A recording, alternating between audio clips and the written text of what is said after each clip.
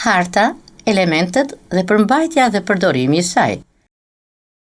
Harta është një mjet mësimor shumë i rëndësishëm në kuptimin e njohurive gjeografike. Harta është vizatimi i zvogëluar i sipërfaqes së tokës e paraqitur në mënyrë grafike në letër.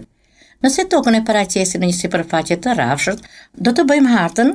Nëse do të paraqesim në sipërfaqen sferike, do të bëjmë globin. E nëse e realizojmë me anë të modelimit, do të bëjmë sipërfaqe plastike të relievit. Harta e cila paraqet tokën ose pjesë të saj duhet të ketë shkallën e zvogëlimit, projekcionin, përmbajtjen dhe emrat gjeografik që ndryshe i quajmë elementet të hartës. Shkalla e zvogëlimit e hartës tregon se sa janë zvogëluar në hartë objektet e natyrës. Për shembull, shkalla 1 me 1000 cm do të thotë 1 cm në hartë përfaqëson 1000 cm në natyrë. Në qoftë se në hartë dëshirojmë të paraqesim shumë detaje nga terreni e hapësira nuk është e madhe, përdorim shkallë të madhe, si për shembull 1 me 2500. Harta të tilla quhen edhe plane. Harta me shkallë të zvogëlimit 1 me 25000, 1 me 50000, 1 me 200000 paraqesim me një shkallë më të vogël dhe ato quhen harta topografike. Po si bëhet paraqitja e relievit në hartë?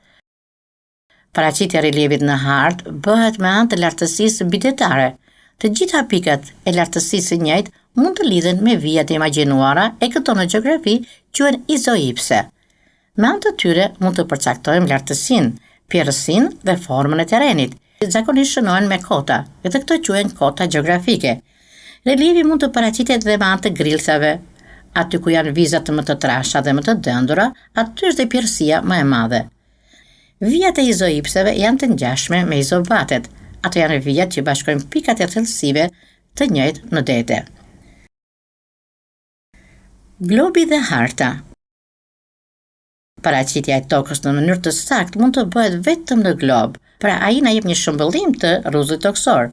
Globi, sado të ketë dimension të madh, nuk mund të paraqesë shumë detaje të sipërfaqes së tokës. Andaj, në jetën praktike, më tepër përdorim hartën gjeografike. Projekcionet. Paraqitja e sipërfaqes harkore të tokës në rrafsh quhet projekcion. Projekcioni varet nga mënyra se si të paraqesim paralelet rreth dhe meridianët gjysmërreth në sipërfaqen e tokës. Në projekcionin cilindrik, meridianet dhe paralelet janë vija të drejta dhe kanë gjatësi të njëjtë.